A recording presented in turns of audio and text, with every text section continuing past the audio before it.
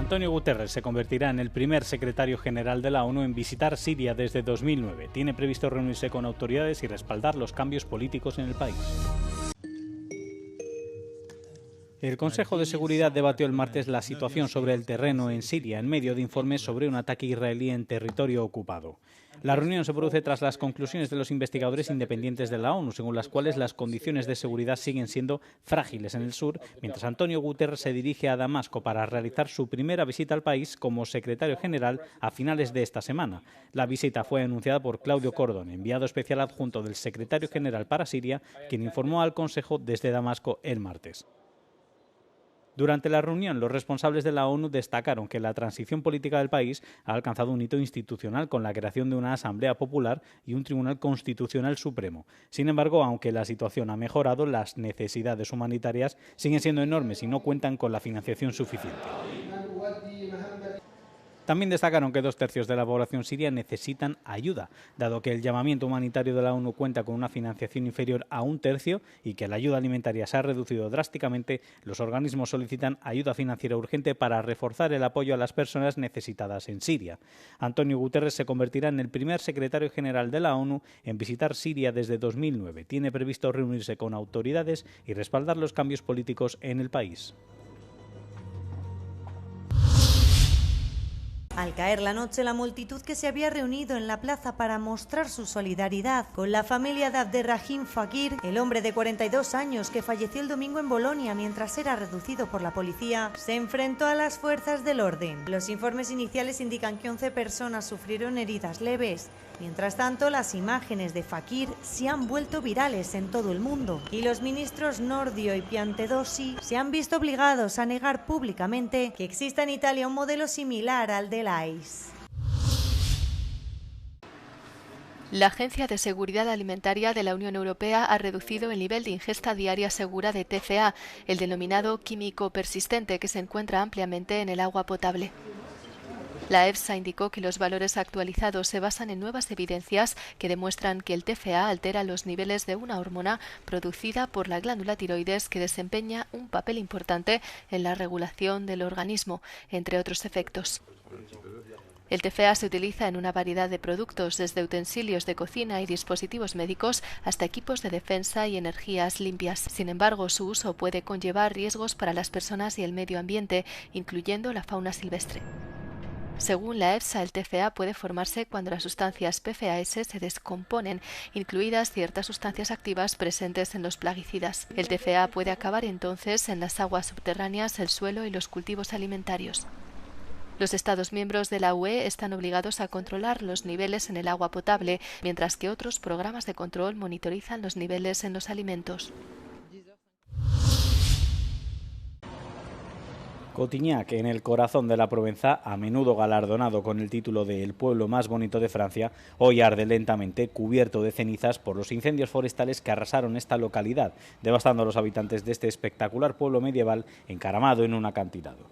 Hasta el momento se han destruido unas 60 casas y han perecido caballos y otros animales domésticos en sus hogares, establos y campos. Los vecinos rompieron a llorar tras perderlo todo. Le feu s'est déclaré à Cayade. Et c'est mon ex-belle-mère en fait qui s'est retrouvée coincée dans les flammes. Elle est retournée chez elle pour aller sauver ses chats, les mettre en sécurité. Et en fait, elle s'est retrouvée prise par les flammes en sortant. Et sa sœur a été la récupérer en voiture. Elles ont voulu partir toutes les deux. Et au final, elles se sont retrouvées coincées. Et prise de panique, elle est sortie de la voiture. Elle s'est réfugiée dans la piscine d'un de ses voisins. When I went to work this morning, my colleague told me that his parents completely lost their house. Because of the fire last night in Cotignac, so they had to leave. Ante la amenaza del incendio que se cernía sobre el monasterio centenario que domina el pueblo, los sacerdotes y las monjas se refugiaron en las casas de los vecinos. Cotignac tiene unos 2.500 habitantes y la población asciende a casi 10.000 durante la temporada turística de verano. Una comunidad que ahora se une tras el peor incendio que jamás haya visto. Muchos de los hombres del pueblo se han ofrecido como voluntarios para ayudar a los bomberos en lo que puedan. I, in fact, was welcome to someone else's house in Sarrião, a friend of a friend. I showed up with my cat and my best friend and his baby, and they took us on like family. So we're lucky to have a small, tight-knit community, and I'm thankful for that. That's Cotignac. Los aviones cisternas siguen sobrevolando la zona, ya que los incendios en las afueras de los pueblos siguen arrasando.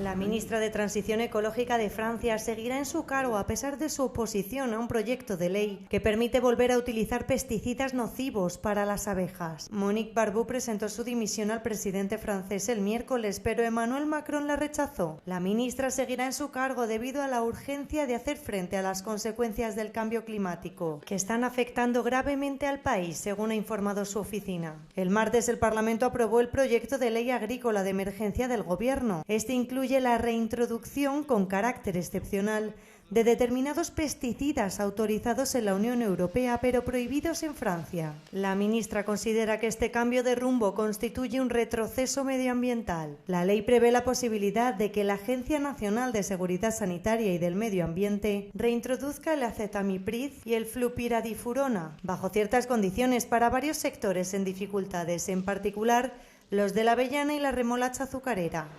Francia había prohibido el acetamiprid en 2018 de acuerdo con el principio de precaución, un año después de la fuerte protesta pública contra la ley Doublon que preveía el regreso del acetamiprid antes de ser derogado por el Consejo Institucional. La perspectiva de su vuelta sigue suscitando polémica. Estas playas del noreste de Francia son un lugar de importancia histórica mundial. Por eso este tramo de algo más de 80 kilómetros de longitud podría inscribirse en la lista del Patrimonio Mundial de la UNESCO en los próximos días. Fue aquí donde el 6 de junio de 1944 desembarcaron más de 150.000 hombres, procedentes de unos 15 países. Más de 4.000 soldados perdieron la vida ese día. Pero el desembarco aliado supuso una batalla decisiva en la liberación de Europa del nazismo. La candidatura abarca las 5 playas del día D, Utah, Omaha, Gold, Juno y Sword, así como la Pointe du Hoc y el puerto artificial de Arras-les-Bains. Donc ce site avec son port artificiel est présent sur la liste qui est proposée au classement des sites UNESCO. En plus des plages de débarquement, car on considère qu'avec le rôle qu'il a joué très important, on peut considérer que c'est l'équivalent d'une plage de débarquement, même si les troupes n'ont pas directement beaché sur la plage, mais ont transité à travers ce port. Este proyecto, puesto en marcha en 2008, también podría generar importantes beneficios económicos para la región de Normandía. Se prevé un aumento del 15% en el turismo si se concede la designación. El año pasado, cerca de 1,8 millones de visitantes acudieron a las playas del día D. La UNESCO se reunirá del 24 al 27 de julio en Corea del Sur para tomar una decisión.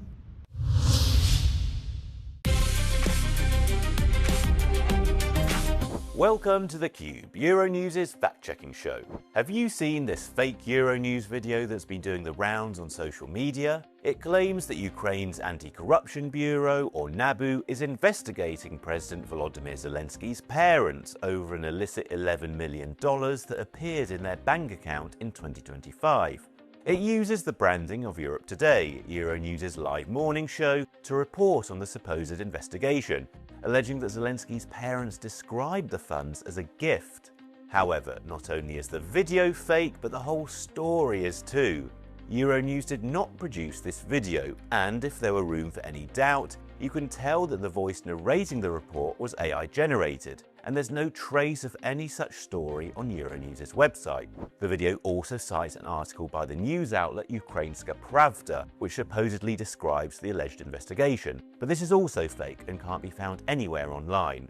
Additionally, Ukraine's Center for Countering Disinformation has firmly denied the video's claims. It says that the story is completely fabricated and attributed it to the Russian Matryoshka disinformation campaign, which specializes in creating fake content under the guise of legitimate news outlets to try and give them a veneer of credibility. It added that the campaign aims to undermine the trust of Ukraine's allies, who continue to support Kyiv and are targeted by pro-Russian propaganda amid Moscow's full-scale invasion of Ukraine. And that's true.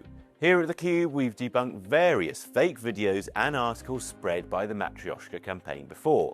For example, a fake BBC report alleged that Zelensky had a stolen painting hanging in his office. while a series of deepfakes featuring Hollywood actors aim to pressure Europe to accept a peace deal on Russia's terms.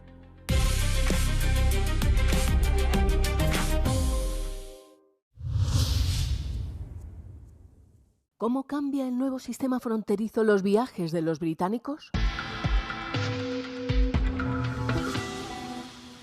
El nuevo sistema de entradas y salidas de la UE está cambiando la forma en que millones de personas cruzan a la zona Schengen de Europa.